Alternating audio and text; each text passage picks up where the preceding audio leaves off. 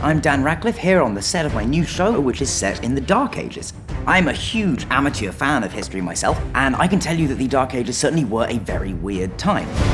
For example, did you know that supposed witches used to steal male genitalia, put them in nests, feed them, and talk to them like they were pets? Which is crazy, isn't it? Who would do something like that?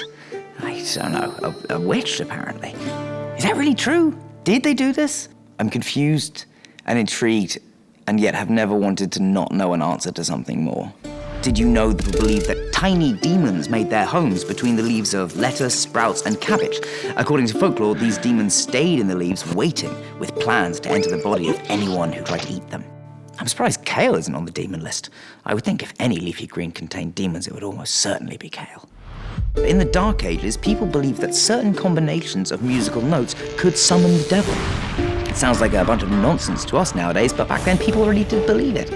Imagine how crazy that is. People thought music could be the work of the devil. But I guess it's not that crazy. I distinctly heard Satan when I played Revolution No. 9 backwards.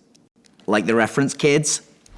Torture was considered a very legitimate way to extract confessions, punish offenders, and perform executions. Take the iron chair, for example.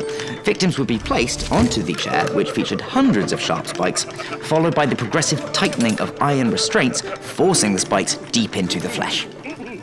They couldn't come up with a better name than iron chair. That's pretty lazy. I would have called it spike seat. Instead of toilet paper, people would use moss to clean up after defecating. When the Roman Empire was in England, we had indoor plumbing, or a version of that, for the entire time they were there. And then they left, and we on the floor and out of windows for 1,000 years. It's true.